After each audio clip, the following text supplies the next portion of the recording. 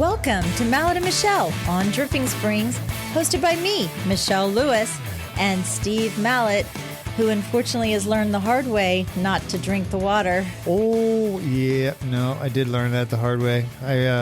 When we were in Oregon, I ran out of water on the trail, and I used a little hand filter thing, and it didn't work. So I'm paying for that now. So now you have a bot fly in your stomach? I got something. Yeah. Something that within. I got worms or something.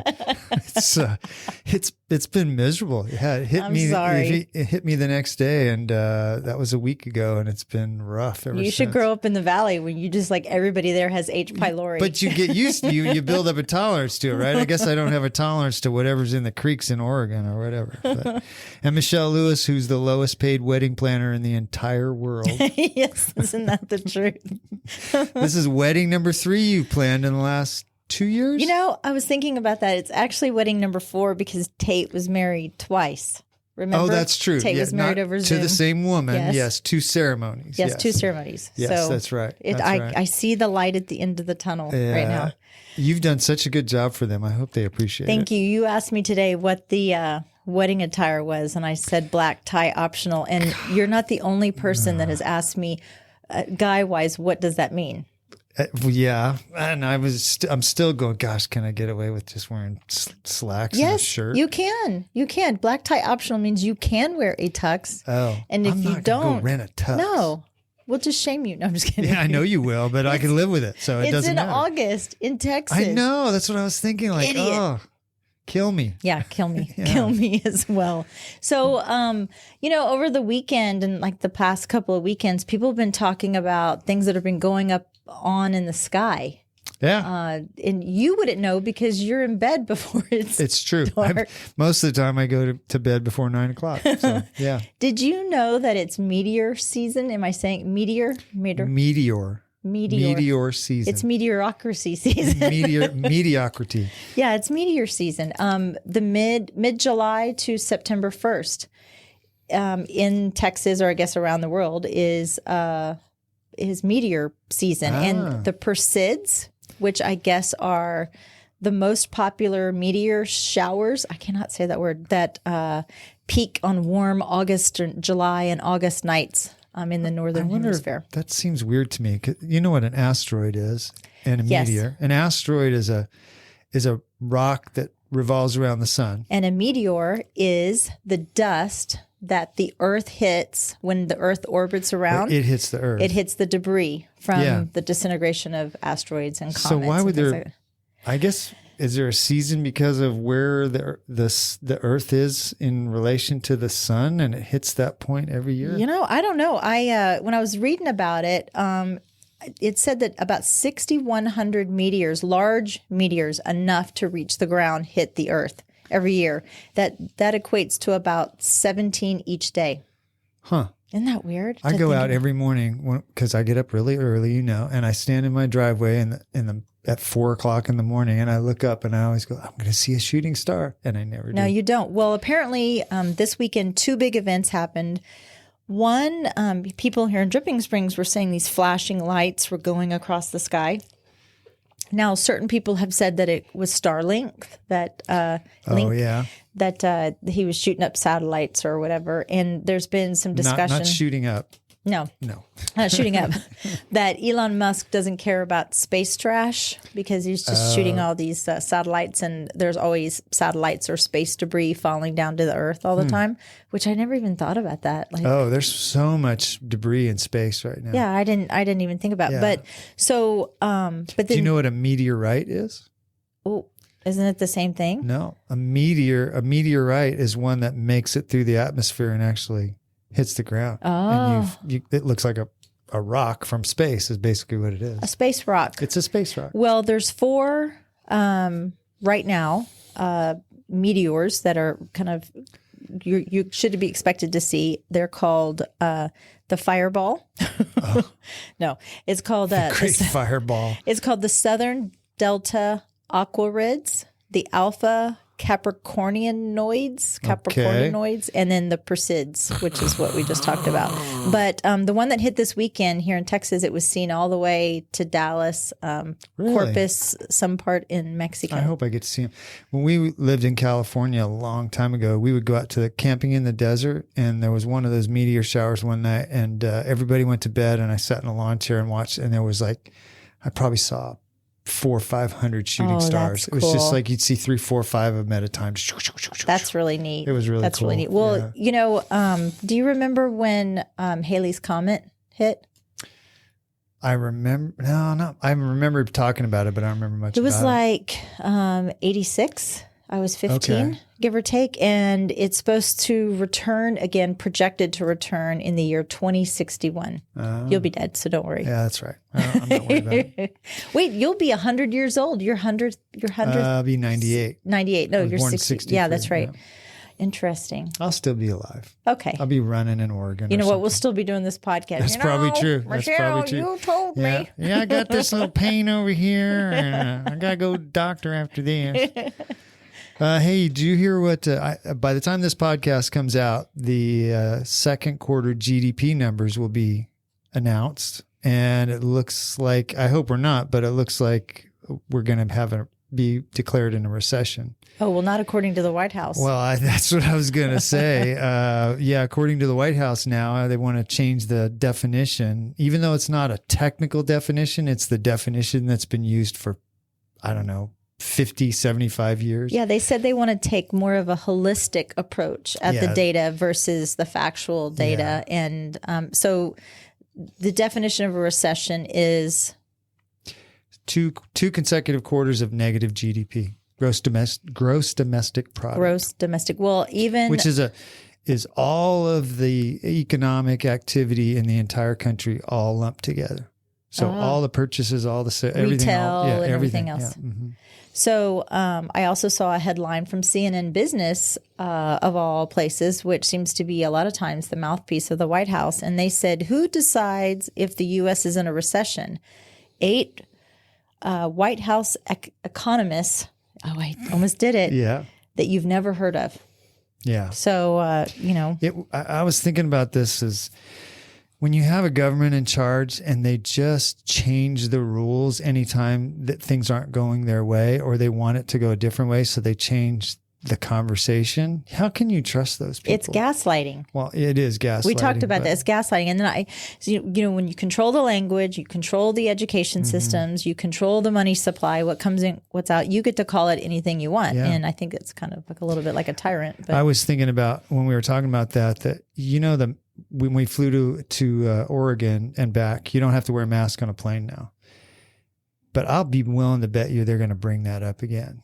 And they're going to use what they're going to do is it could be that, but they're going to use some manipulated science to enforce that again, to make us wear masks, even though everybody on the planet knows that they don't do anything. It's really like a bumper sticker now. Like, I vote this certain way. That's why I have a mask on. Yeah. Everybody knows. I was talking to somebody last week and they were saying they just read that the person from the CDC that came up with the stay 6 feet apart rule. The stay 6 fart? Is that what I said? The 6 fart apart rule. 6 farts away. They just totally made that up. It's like 7 sounds like too long. 5 sounds like too short. 6 feet sounds good. And then we got all those little dots around in all the stores and everything. It was just totally made up. For all they know, it could be 3 inches or it could be 25 feet. They just said 6 feet it will probably be acceptable. The masses, all the lemmings out there will probably accept 6 feet. So let's go with that. Well, whatever you get or whatever I get, we're both getting because we spend so much time in close quarters together. Yeah. That's the other thing. Everybody's getting COVID. Yeah. All that hubbub 2 years in a row. You got to get the shot. If you don't get the shot, you're going to get fired. If you don't get the shot, we're laying you off. Double, triple vaxxed. Yeah. And even Joe Biden, who's probably the most protected person in the entire world from COVID, got it. Yeah. It's like, it's ridiculous. I also, when I was reading about that, they were talking about how the U.S. A couple of weeks ago chose to not sign a treaty with WHO, the World Health Organization. World Health Organization. And what that basically would have done is that they would be able to control whether or not we were on lockdowns. And it would come from them. And so the United States decided, you know what, we're a democracy. This is not a voted on position. The man that heads it, I can't think of his name right now, the man that heads it. And we're going to not let him control our people. Well, when he just came out with the monkeypox recommendation, and it was a vote from 9-6, I believe is what it was. And the majority of the people there voted not to put these emergency restrictions on. He went against them. And he did what he wanted to anyways. Wow, that's ridiculous. If you look at in specifically about the monkeypox, it's a very small part of the population, and it can be easily avoided if you don't do certain activities. You're exactly right. But now I think it was today there was a press conference where a spokesperson from, I don't know if it was a spokesperson from the White House, I'm going to correct myself, but it was somebody in that realm that said, well, small children that hang around people that are exposed can get this. It's just fear mongering is what it is. It's totally fear mongering. Well, and I can't remember. I read somewhere last week the number of deaths in this country from monkeypox so far, I think, is 2. So basically, probably 100 times more than that people than that died from the common cold or from some other thing that's not usually killing people. I just say good luck trying to shut us down again. When you have people of power, prestige, and of wealth that are telling us little folk that we have to close down, but yet, you know what? You still go deliver my groceries. You still pump my gas. You still do this, that, and the other. It's important for us all to be ready for when they try and do it again, because it's coming. They're going to do it again. And we need to be ready with the response. And what does the ready look like? I don't know what the ready looks like, honestly, but I think it's when, so when they come back and say, we're on a list now. I know. Unfortunately, you're probably right. But when they say, okay, monkeypox, you got to wear a mask, can't fly anymore, you got to have this shot, blah, blah, blah, blah, blah. I say, no, I'm not doing that. Now, what are they going to do? Like full body check me? Well, yeah, but if 60% of the population of this country doesn't comply, then nothing happens. They're not going to do anything. Can't lock up everybody. They can't force everybody. Put the airlines out of business if nobody flies. Yeah. Wow, we went way off on that. But hey, let's talk about something else. But wait, there's more. No. I'm frustrated by that. I think the talk about redefining what a recession is to fit the narrative coming out of the White House, if another president in another time had done that, they'd be pilloried. They'd be, it would be all over the national news that, they're lying and they're making stuff up. But now people are just going along with it. But it bigger picture is we probably are in a recession. And by the time this comes out, people will know if we are or not, regardless of what the White House says. The economy actually is not as bad as it has been in other times. Like in 2007, the economy tanked. I think we're still fairly strong.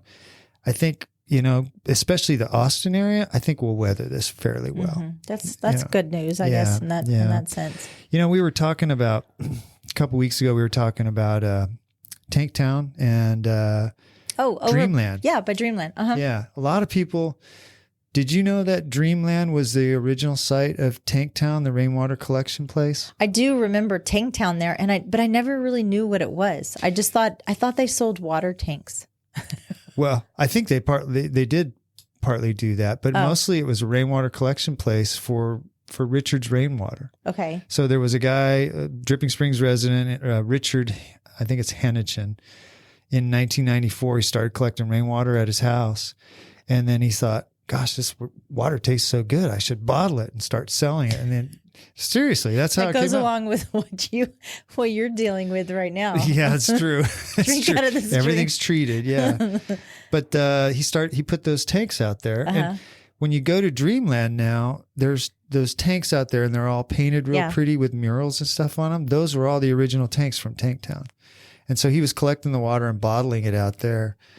And if I understand correctly, the owner of Dreamland now bought the Tanktown area there and moved the production to, I think there's a place in Georgia, and there's a place in Mississippi, Where there's rain. and Atlanta, yeah, where there's rain. Yeah, exactly. It's called remember what that looked like? Drought Town now. Yeah, what rain looked like. But apparently, this guy Richard, he was pretty passionate about this, and he came up with.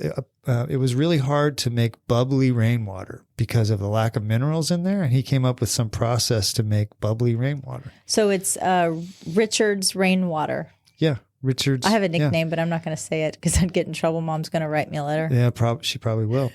She's going to write you a letter anyway. True. Mom, write me a letter. Yeah. Why don't I get a call from Steve's mom? You should. I'm going to give her your number. Okay. She's going to call you. Okay. But anyway, so when you go to Dreamland and you drive by all those tanks, there's a history there. There's a reason why those tanks are there. So, interesting. yeah. Well, the little piece of drip right there. Little piece of drip. Well, you know, another little piece of drip we have is Faith Wylie's coming in. I am super excited about this remarkable, exceptional young lady. Young lady. Yes. Yep, I know. Oh. Went to the Olympics in Brazil, the Deaf Olympics in Brazil. And came home with the gold. And came home with the gold. 18 years old. I know. Graduated from Dripping Springs High School. What'd you do when you were 18? Yeesh. You didn't Definitely have the didn't gold. go to the Olympics. Me neither. Yeah. Yeesh. Me either. Well, we're going to take a little break and get Faith in here and visit with her about her time in the Olympics. So sit tight. We'll be right back. This show is brought to you in part by the Mallett Integrity Team, serving Dripping Springs, Austin, and the surrounding areas of Central Texas since 2004.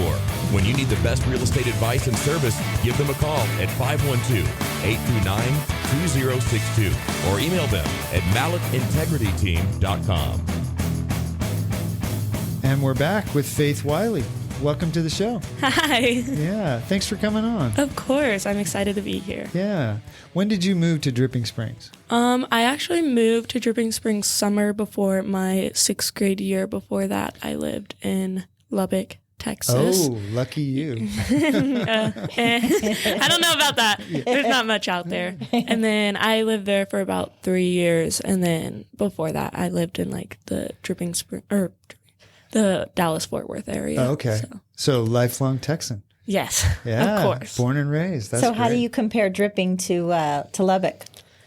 There's a lot more going on here, especially with like Austin being right up the road. Yeah. Like in Lubbock, like There's tumbleweeds and dust. tumbleweeds. Yeah. And like everybody's almost like living in the like 80s. Like there's no like, even if they have like a website, like there's not really like you can't tell about something unless you actually go there. Because like none of them have websites. Like most of them don't have Facebook pages. Like you just have to kind of like It's guess like and Stranger check. Things. Yeah. Yeah. You just have to like kind of show up and hope like that's still a business that's there. Like there were sometimes they'd be like, oh, there's a coffee shop. Let's go there. And it's not even a coffee shop. It's like a realtor office now. You know what? It does. It seems like a city stuck in Yeah. of 30 years ago in the 80s or the 90s. And then like every once in a while you get like haboobs, like this big like brown and red dust storms yeah. in the sky. And then like there's jokes about like you can watch your dog run away for 3 weeks because it's like so flat.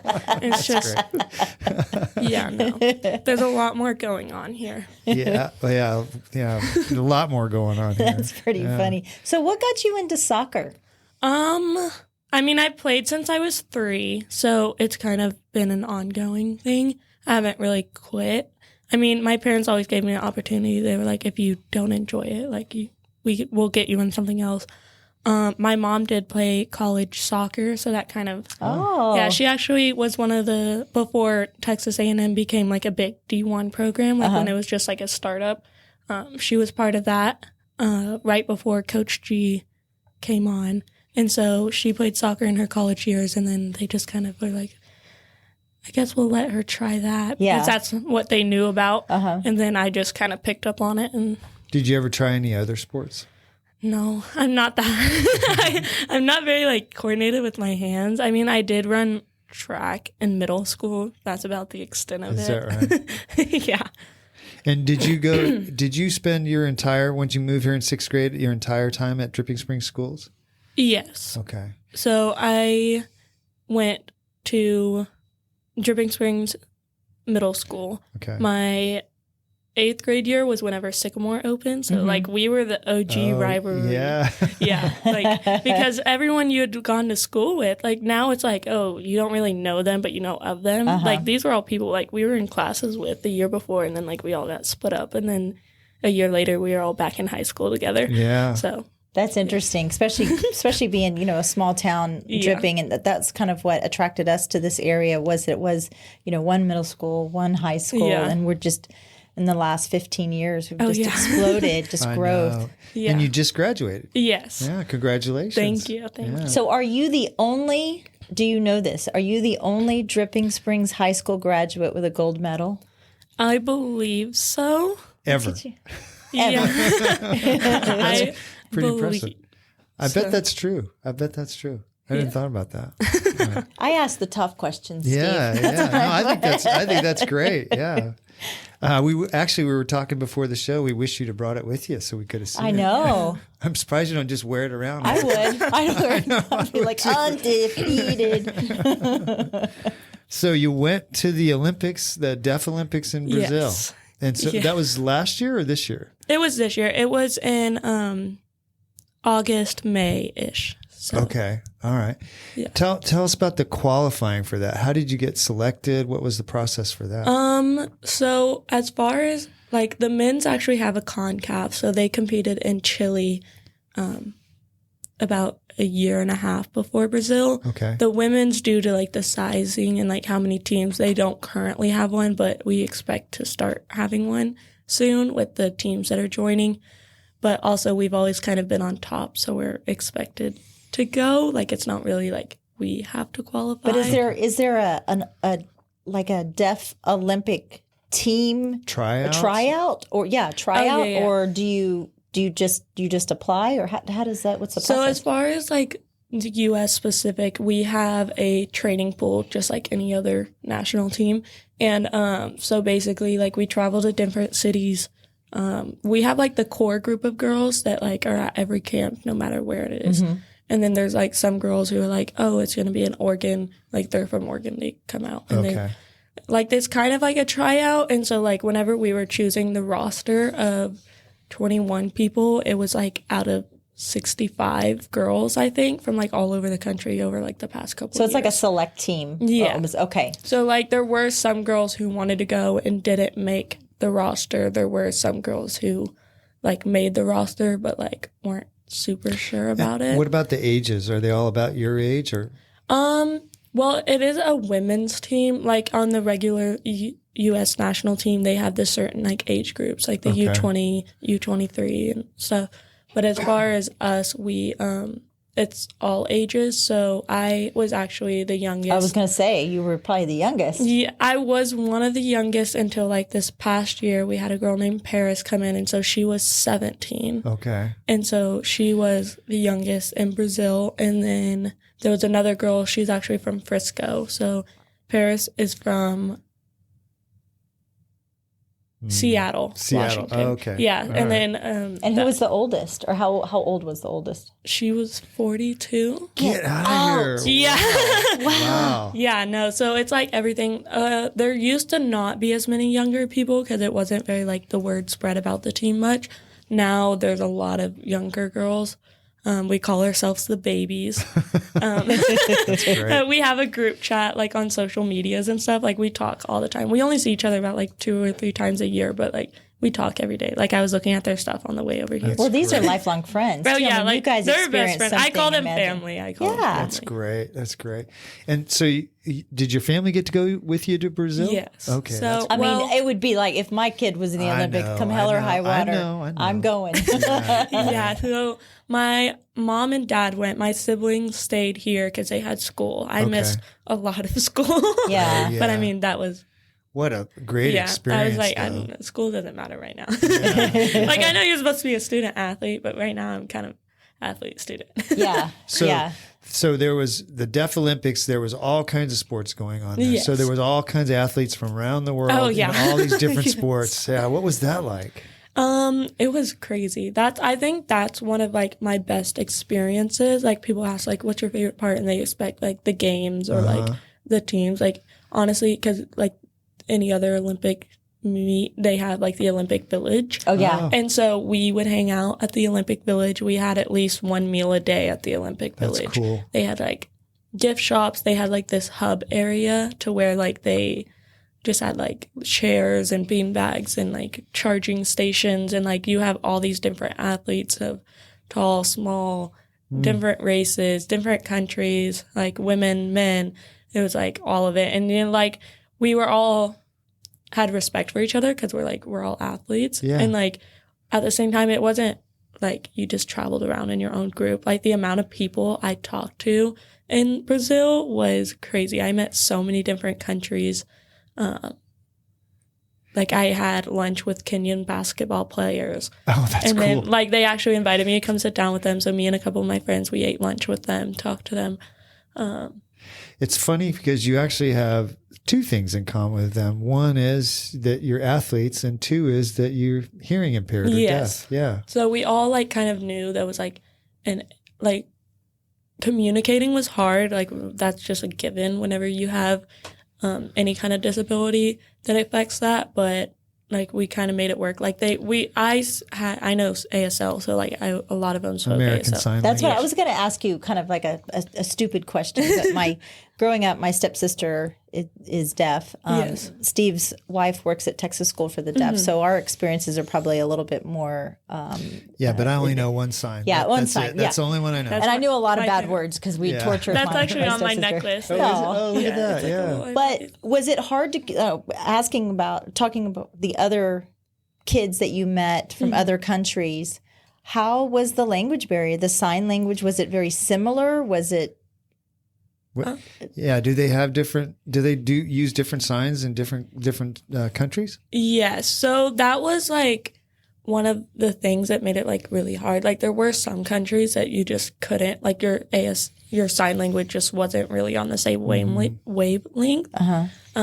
Kenya's was very similar. It wasn't exactly the same, but it gave us the ability to speak. Like I sat down and had lunch and was able to talk to them the whole time because I knew enough knowledge of ASL and like basic sign language to like get by. And like we taught each other, like, because we were trying to communicate. Like we were teaching each other, and you'd like sign something and they're like, oh, no, this is how we sign it. And then like it just kind of goes back and forth. So like there were some countries that like you couldn't communicate with because your signs were just so polar different, opposites. yeah. But like people that you normally wouldn't be able to talk to, like in general, you were able to communicate with because our signs were like similar. Yeah. Oh, that's cool. So as far as your, I don't know if I'm saying this right, cochlear? Yeah, cochlear. Okay. Implants. Did you see a lot of players with implants? cochlears? Or do you think that kind of just growing up where you grew up in the States and stuff like that, you probably had a little bit more of a financial advantage or, to something like that, and being exposed to those different kind of countries, they wouldn't have those types of advances? That is one of the things like me and some of my teammates actually talked about, because like walking around the village, you see all these different countries and you like, they're all like you. So like, that's the first thing you want to like look at and like see like, oh, like what are they doing? And like, there are some teams who just didn't have anything like at all. Like their team just chose not to, or like as far as like their culture, it just wasn't really like accepted. There were some that had like hearing aids and stuff. I do think we were most like Technologically Technology. advanced, yeah. advanced. And but like there were some that had like their technology was slightly different though. Like you could tell by like the way the shapes and like the sizes and stuff. But it was cool to like kind of look at and compare each other's, because like we all just kind of became friends, like because we were on. Well, yeah, you have right off the bat, you have something like we Steve said, have you a have something deep in common. connection. Yeah. It's interesting. Holly and I were talking last night because we were excited to have you on. And like Michelle said, my wife works at the Texas School for the Deaf, so I was asking her for some things that I should ask you about. And she was telling me that in the deaf community, there are some people that are completely deaf and the cochlears wouldn't do anything for them. And there is a little bit of a tension between the people. Is that true? Yes. It is true. And like we actually kind of experienced that like within the team, because there are some people who are what you would call in the deaf community big D deaf. So like capital That's exactly D what deaf. Holly was saying. Yes, Yeah. big D. That's like the cultural term, big D deaf. So they're normally very like anti-cochlear. They're like, if you're going to be deaf, just adopt signing. Embrace it, yeah. Embrace it, sign, like grow up doing this. And then there's some people who like don't do sign and they just kind of put hearing aids on and they're like, oh, that fixes me. Uh-huh. And then they're like, now I can just be a hearing person in a hearing world, but that's not who you are. Yeah. So there's kind of like an imbalance. And so there were some girls who joined the team who had never been around deaf people. Like this was their first time ever being Really? around deaf people in their whole life. And so like they didn't know like about all these different things. You're like, on a deaf soccer team. Yeah. Therefore, the name. Well, but they probably have good enough hearing that they're not. But I mean, it all kind of stems, like, I don't blame it on the girls because it all stems on, like, what their parent thinks they're doing best. I mean, like, my mom talks to a lot of parents, and I talk to a lot of kids and parents and stuff. Like, I do, like, meets with, like, using my audiologist with parents who are thinking, like, who have children who have deafness and stuff, and, like, mentoring them.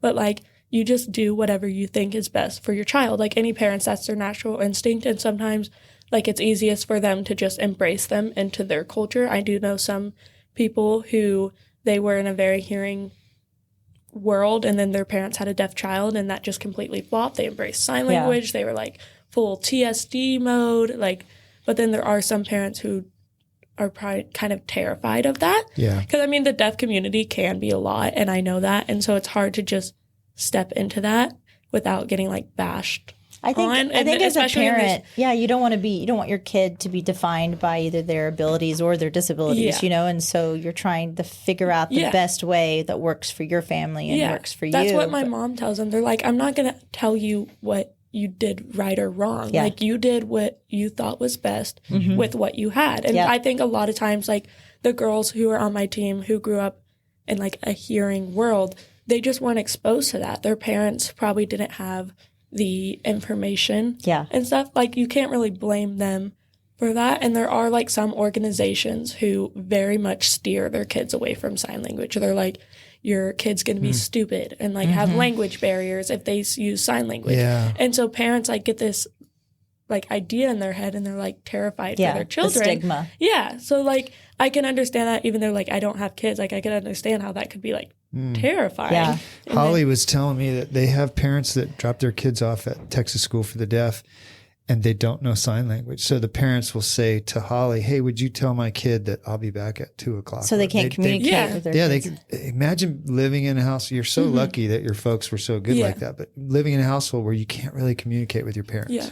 That would be really hard. My kids would probably be thrilled when they were younger. That's the realistics of it. So, like, it is kind of sad, but you can't really, like, blame them. So, like, on the team, like, there were some girls who had parents, like, they were generationally deaf. Like, they had, like, one of the girls who went to Brazil with us, she was older, but all of her family was deaf, grandparents deaf, great-grandparents deaf. Like, they were a very, like, deaf generational family. Don't they call that CODA, children of deaf adults? Well, she was Is that what deaf that is? too. Yeah. CODA is child of deaf adults, but that's when they're hearing. Oh, I got you. Yes. Okay. So, but they were all deaf, and then she had a sister who was a CODA. And so whenever they came out hearing, like, she was telling me and my mom and dad, they were like, what's wrong with her? She can hear. Oh, wow. Like, whereas, like, hearing people normally, they're like, what's wrong with her? She can't hear. They were like, why is she, like, what's wrong with her? She can't hear. That's funny. So when did you go deaf? So it's kind of an iffy story. My mom believes I was born deaf, and it wasn't picked up on, like, the child hearing screen. If you do, like, research into child hearing screening, you have to be, like, very, like, absolutely deaf to actually pick up on it. But so she had suspicion for a couple years, and she was like, my child's not hearing me. Like, this isn't just being, like, mama instinct, like, wanting to assume the worst, which is what doctors told her. They're like, oh, every mom's like this. Yeah. Like, you're just paranoid. And so she was like, no, there's something going on. So at 3 years old, I go in, I get tested. And they're like, no, she's not deaf. Like, she's just not interested. But my coping mechanism whenever I was a child, from what my mom, like, told me and, like, picks up on, is that whenever I didn't understand something, I would just get, like, goofy or silly to, like, play it off, like, to act like I wasn't interested, because I was a child and I was like I didn't know what to do. So you could probably hear a little bit, Yeah. right? And so in order to be legally deaf, there's a certain range Yeah. that you cannot Hear that at. you can hear decibels. at. Okay. Yeah. Decibels. Okay. And so you probably could just hear the sounds, couldn't necessarily hear the Yeah. content. And Yeah. then you would just start, I could see that. And you just Yeah. start acting up and you're thinking it's a behavioral issue versus a hearing issue or Yeah. parent, or, doctors are easy to pick up on that. Yeah, so then they were like, she's just not interested. Like, and my mom was like, okay, whatever.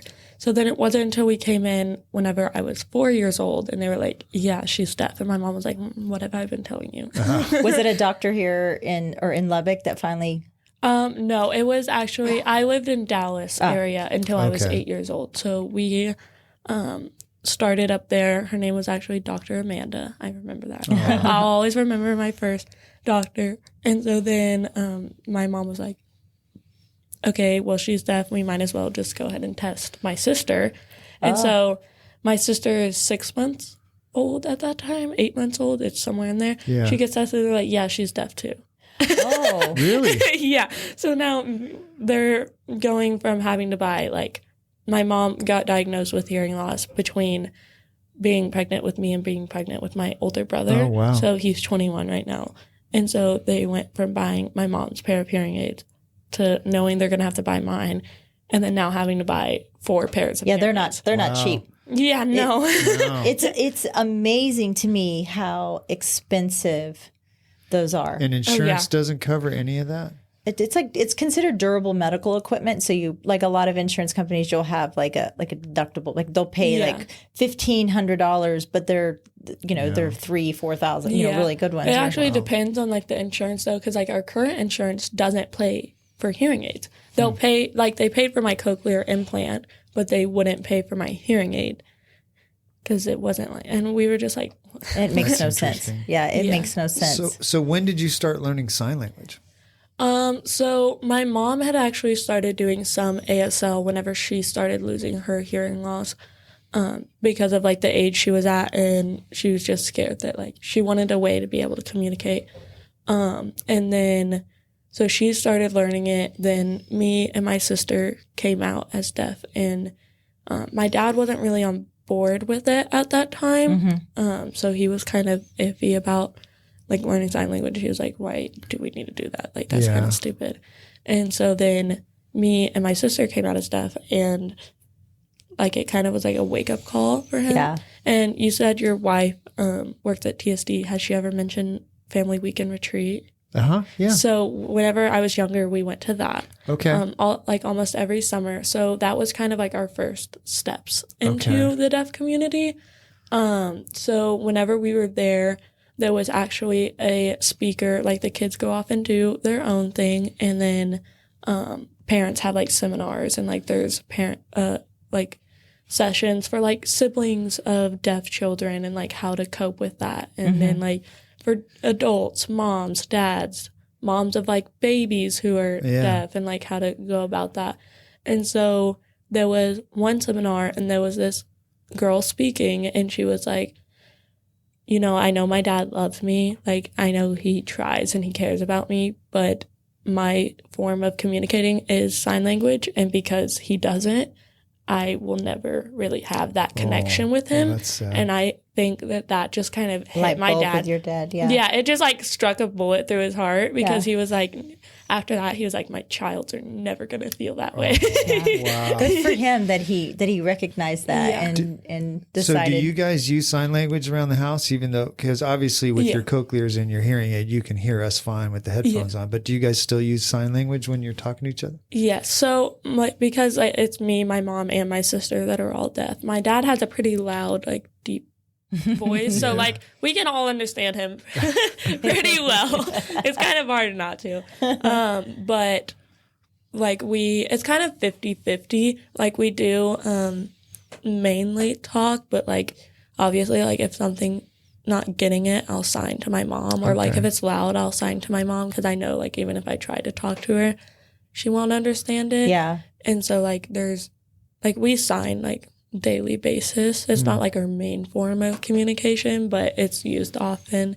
I know whenever I was younger, we would do these silent nights. And so we would actually go out to dinner, and we would have like one person who was our like narrator for the night. And so like we would all just like only sign. That's cool. And like we'd go out to a restaurant, and so like we would sign to the one person, and then they had to like tell the waiter like what we wanted and stuff. Oh. Yeah. What do you wish that hearing people would know about the deaf community? I think they like just assume we're all just like one. Like if you're deaf, you're like super deaf, only sign. Like, yeah. And I do get that, but I think it's just kind of hard to just put us all in like one group. Because I mean, you have like the hard of hearing people, you have like the big D deaf, you have the people like me who are in the middle, who grew up like kind of in the middle of both worlds. You have the people who are deaf but grew up in a hearing world. You have the people who are like can still hear, like they grew up in like a hearing family, but like they still have access to sign language. I feel like they just want to assume that we're all like big D deaf. Yeah. And we're like, you can't just put us in one Yeah. group.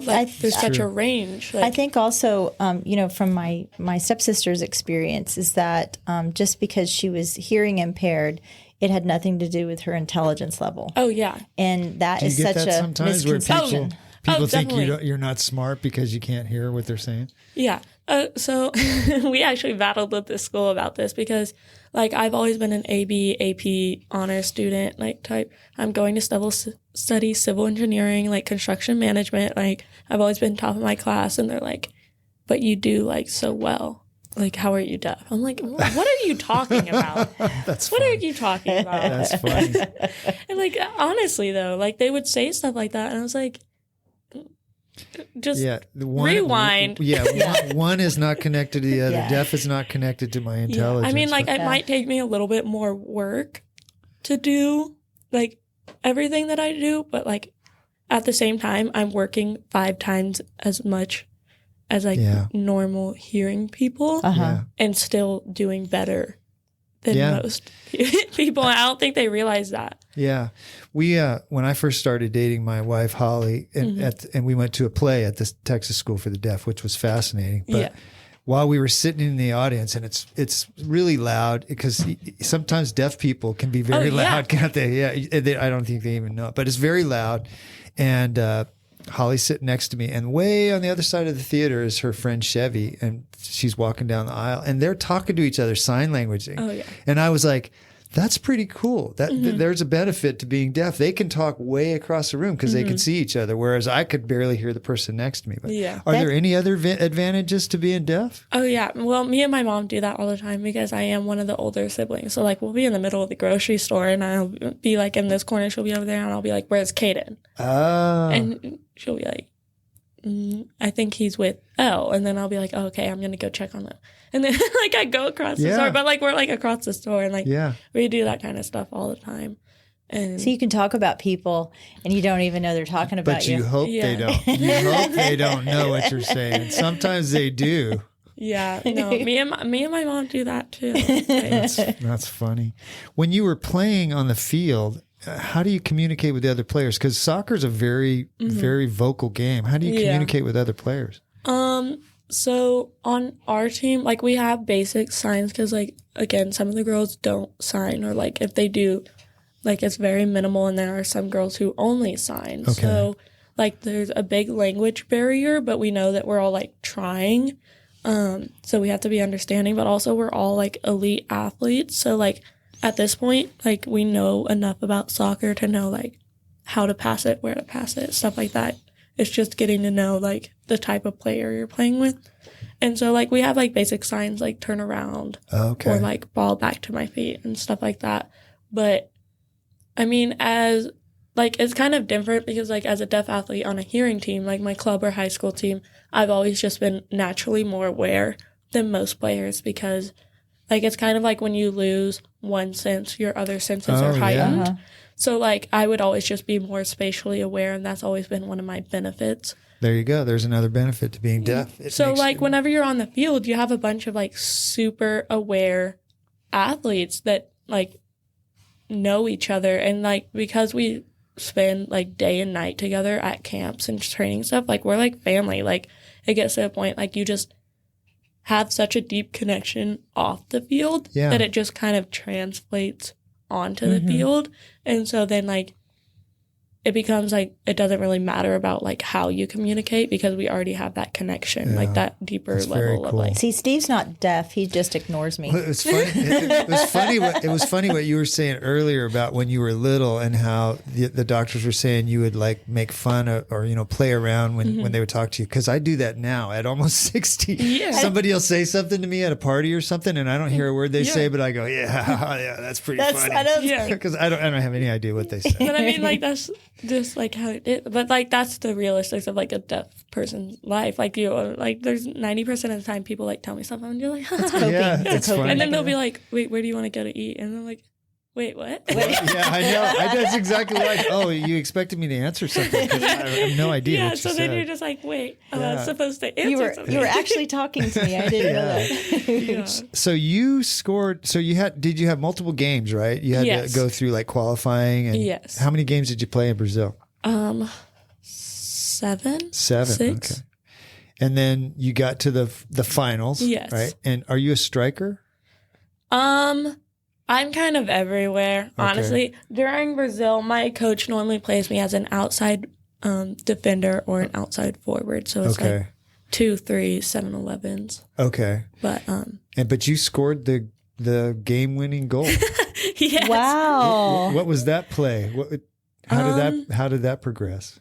Well, so during the game, we knew it was going to be a tough game because we had already beat Poland in group play. Okay. So like we knew they were going to be like out for blood because it was already like kind of a tough match. So we knew it was going to be hard. We get to the game, like we're kind of neck and neck. We score like in the first half. They come back and score in the second half. Okay. And then we're like, oh my gosh, we're going into overtime. Okay. We get into overtime. I have a cross, so I actually have an assist in overtime. And it puts us up 2-1. All right. And so we're like, okay, yes, we just got to maintain this. Like, we're good. And then, like, we have halftime of overtime, and then we switch sides, whatever. And so then they score, and we're like, oh my God. So it's 2-2. Yeah, now it's 2-2. And so then we're trying, like, every team is, like, frantic. Everybody's just, like, throwing everything we thought we knew out the window because we're like, we just got to get something. Yeah. We just got to get something. So then we go into PKs. What is PKs? Penalty kicks. Penalty kicks. Okay. Yes. So that's like the tiebreaker thing. So it's just one player with the ball and the goalie. And how many yards? I can't remember how many yards. It's like 20 yards or 25 yards out in front of the... No, it's like about... I want to say 10 yards. Okay. It's not that far. Because it's between the 6-yard box and the 18. Okay. So, yeah, that makes sense. Yeah. And so you were doing penalty kicks. Mm-hmm. And so they went first. They score theirs.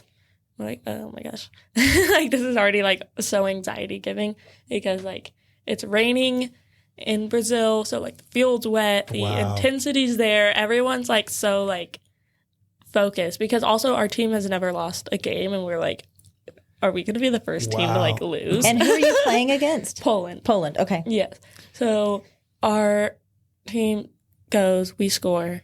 Their team goes, our goalie makes an incredible save. Wow. Yeah. So she was definitely MVP. She's one of my best friends. We go, we score. So now we're up 2-1. They go, they miss it. So we go, we score. They go to theirs, they score. So now I'm going. Oh. And so, like, if we score this one, it's, like, over. How did you feel inside when you were up there? Like, do you remember that moment? It was, then? Very blurry, to be honest, because I think, like, my, like, adrenaline was just, like, so, like, through the roof. I remember walking up because, like, you have this long walk from the 50-yard line to the box. So it's about, I think, 120 to 140 yard fields. Yeah. And so like the halfway to the 18-yard box is like a pretty good walk. And so you're just like walking. Are you aware of the crowd or is it just, are you looking at the goal? I try not to look in the stands whenever I play because it's just like I don't want to know who's there and like where they are, because then I'll just because mom went to go get popcorn. Or something like, you just start like, even if you don't intend to, you just start looking up. And so I'm like walking up, but of course I can hear my dad's voice. Can you really? I hear him scream. He's like, "Go Faith around. Like, you got this." Because he has this loud like roar over all the whole entire crowd. You can hear your dad. Yeah, so I hear him like scream out like that, because like I already know his voice, and I think it's just easier for me to pick out. So I hear that. I'm like walking up, this like already like anxiety giving. And so I pick up the ball, and the ref comes up to me, and like sometimes like in games the ref will hand you the ball. And so I was like, does he want the ball? Because he's trying to tell me something, but even the refs have like a language barrier with us. And so I was like, does he want the ball? So like if you watch the video, you can see me like hand the ball. And then he was like, no, like if you score, it's over. Like y'all win. I was like, okay. Thanks for the pressure. This is like a script from a movie. The way you're describing it with the rain and the crowd. I like replay it in my head all the time. Like it's just like so mind-boggling, because like now I'm back home and it doesn't seem like I was playing in a gold medal match, taking this like euphoric like goal kick, and you take that shot, and you're standing there, and is it slow motion watching that Watching the ball? Yes, like I like shoot it, and like it goes in, and I'm like, oh my God, like it went in, huh? And I'm like, oh my God, it went in. And so like I drop to my knees. The person that's closest to me is the goalie, because they stand like off to the side of the goal because they switched. And so she runs up, she like slides and hugs me. The whole team is like sprinting out to like the 18-yard box, so you can see us all just like dog pile on top of me. What a great memory. It's like my coaches, my trainers, my managers, my like everyone on top of me. You even have the girl who tore their ACL like on someone's back because she can't run and she's not gonna crutch out there. Like she's literally on someone's back, like running out on her. And it was crazy. How amazing! So when you guys got up on in the Deaf Olympics, do they have the podium like scene also, or is it similar to that? Well, they didn't have it because there was the men's match after ours, so they didn't actually have the podiums out there. At the World Cup, they have the podiums, though. Okay. But they still, like, lined us up.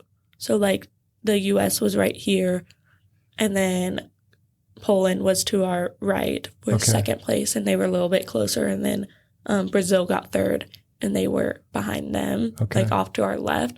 And so then they had, like, these ladies that were like in normal, like if you watch the Olympic, they almost look like flight attendants. Almost like it's kind of weird, like dress attire, but like that's the Olympic like formal, like whenever doing the award ceremony. So they're holding up the flags in like ranking. So like there's a picture of like the US flag in the middle up top, and then there's like a picture of Poland's like kind of a little bit lower to the left, and then Brazil's like on the right. That's a little bit cool. lower than them. Were the Polish players gracious losers, or were they?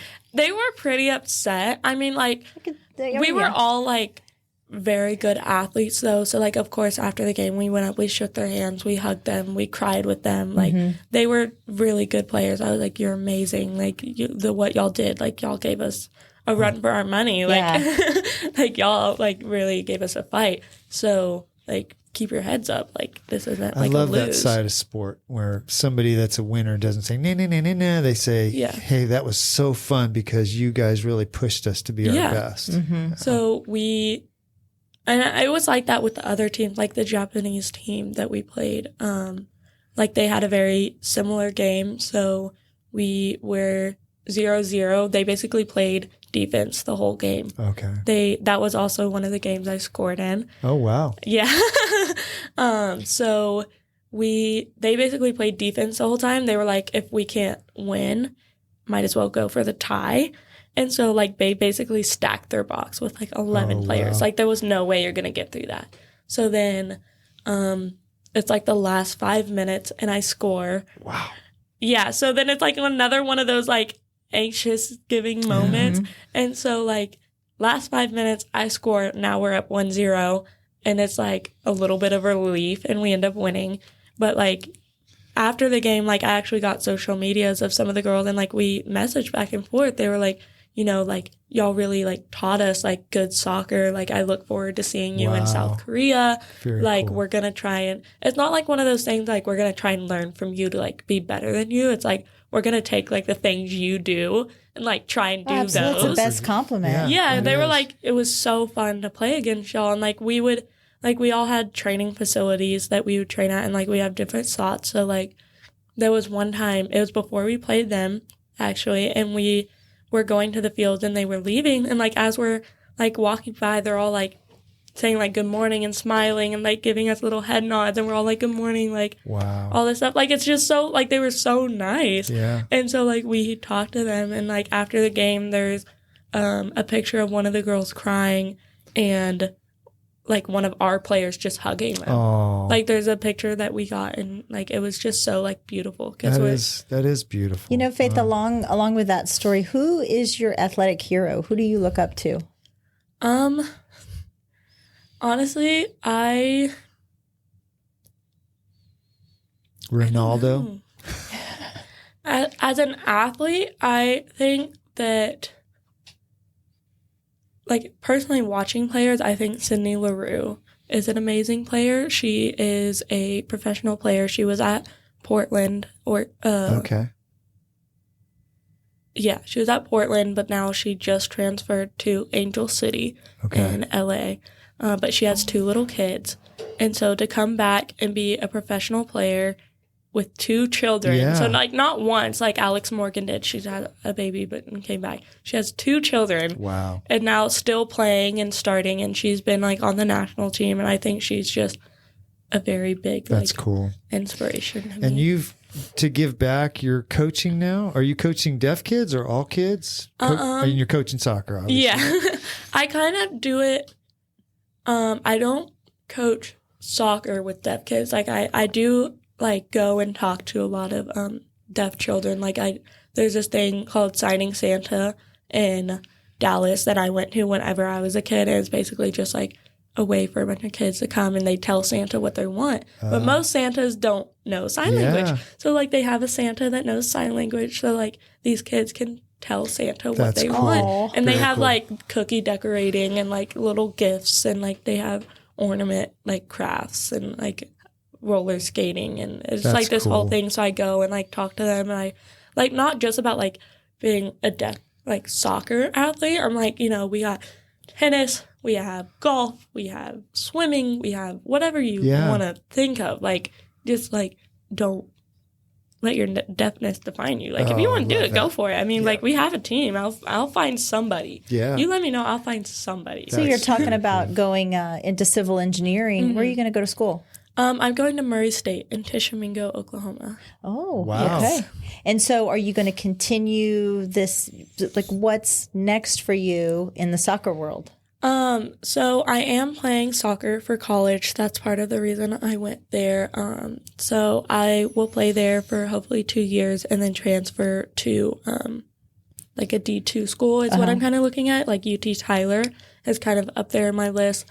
But for like my mom talking to me, she was like, you know, at this point you're going into civil engineering. If this team wasn't as big to you and like so meaningful and like your family and like you have such like you still have a lot of years in you for this team, I would say to just like give up on college soccer and focus on your civil engineering. And that's part of the reason why I went to like a smaller school is so like I can keep playing. So you can be a student athlete versus an athlete student. Yeah. Yeah. And so like I can still play because I mean playing on this team is not easy. Like a lot of the newer girls, like the team level has definitely gone up over the past couple of years with like the amount it's growing and now being adopted by U.S. Soccer. Like we have a girl that plays at Colorado Boulder, like top D1 school. Oh, wow. We have a girl that plays at a California top D1 school. We have that younger girl I told you, she's visited like Stanford, like some of the top D1 schools. We have players like me and Sophie and some of these other student athletes who are going to smaller schools but could very easily be at D1 schools. Like the level is very up there, and if you're not training at that level all the time, you're not going to be able to hang with us. Yeah. And like at camps, you can definitely tell who is trained, because there are like the older girls and stuff. And like, you can definitely tell, like, because they have a life, like they have work, they have to do all these kind of stuff. Whereas like we're just focused on basically being athletes. Like that's our job. Like especially when you represent a school, like a school basically tells you this is your job. Like you're getting paid to come to school here so that you can do this. So like that's what we focus on. Like we're at the 6:30 in the morning lifts, we're at the 2 in the afternoon practices, we're running in the evenings, recovery. Like this is our job. Will you guys get tutors and stuff like that? Yeah. You will? Yeah. So like we all have like tutors. I know like some of the bigger D1 schools have like a lot of support. One-on-one. Yeah. And so like they have specific study hall times. Like we do we're held at a higher standard, but also like that's expected when you are a student athlete. You have to, especially like college, look at that kind of stuff before you're ever even on the team. They're like, can you manage this? Yeah. Because we're not going to put someone on the team that like they start falling behind. And like for a lot of teams like Colorado Boulder, they actually have all of their athletes are required to take summer classes so that their season load is less. That makes sense. Do you aspire to play soccer professionally? I have played, like this past summer I played with FC Dallas. I played for their semi-pro team. Wow. And it's a bunch of just like college girls that come back. So there was a lot of top D1 girls there too. So there's like 1 girl from Stanford, 5 girls from Texas Tech, a lot of girls from UT. She's like, do I aspire, Steve? I've done it. Yeah. I mean, like playing at like the pro level, I don't feel is my calling, maybe. goal. Yeah. I mean, like it would be nice.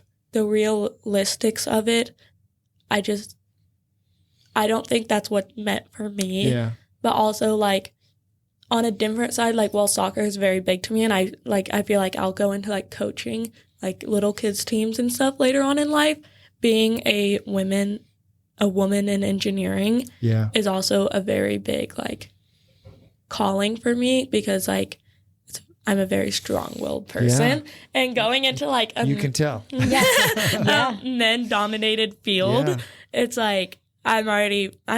Like that's great. I'm ready for any battles they try to. Like I know welding. They want to try and like dumb talk me about that. I know how to do metal studs, wood studs, basic electrical, sheetrocking, tiling. Hey, I may call you. Yeah, we need a handyman. But you know, like the basic things that people are like, oh, you're like, you don't know that. I'll be like, take a step back. I'm not just a pretty girl. Yeah. Well, I mean, that's the fun thing. Like, I go into Tractor Supply all the time to get like welding supplies, and these like grown men that are like the basic like burly welder guys, and they're looking at this like pretty petite teenage girl getting all this welding stuff, and they're like, "Oh, you weld?" I was like, "Yeah, I weld." Wow, that's great. Yeah, that's cool. That's hey, next time you go into Tractor Supply, wear your gold medal too. Yeah, that's right. Yeah. Suck it, buddy. What are you gonna do? What are you gonna do the rest of the summer? So I actually move in for college like next week. Oh, wow. Your summer's over. Wow. Yeah. So we, as an athlete, we have to be there earlier than most people to like start training and doing the 2-a-days and all the fun stuff, you know. We really look forward to seeing where life takes you, whether it's engineering or more soccer or whatever it is. You are a remarkable young lady, and so many young girls, I'm sure, look up to you, and if they don't, they should. Yeah. Well, that's my goal. I feel like people ask me, they're like, what are you trying to do? Like, that's why I do things like this, or like talking on like Fox 7 News, or going like, even like, these are more like praise things, but even like just going to like the Signing Santa and just hanging out with like deaf children and like just showing them, deaf or not, like a lot of women are looked down upon in major fields like that, or like they get scared out of it because they're like, it's just not worth the battle. I'm like, oh, I'll fight them. Yeah. And I'll fight them. I'll tell you how to. You're speaking my language, girlfriend, because you're a great role model, very great role model. I'm impressed that you've done everything that you've done, And we're really looking forward to seeing what the future brings. For you. Absolutely. And continue just being as gracious and as beautiful as you are. Yeah. And I know that doesn't define who you are. Yes. But you are definitely a beautiful person inside and out. So. Yeah. Well, thank you for coming in. Of course. I enjoy it. Yeah. Ladies and gentlemen, Faith Wylie, thanks again. Of course. This show is brought to you in part by the Mallett Integrity Team, serving Dripping Springs, Austin, and the surrounding areas of Central Texas since 2004. When you need the best real estate advice and service, give them a call at 512-829-2062 or email them at mallettintegrityteam.com. Thanks for listening. If you have comments or feedback, please email us at mallettandmichelle@gmail.com. Follow us on Facebook and Instagram at Mallett and Michelle. Listen to us on Apple Podcasts, Spotify, and Stitcher. Please follow us and leave a review. Thanks again for listening.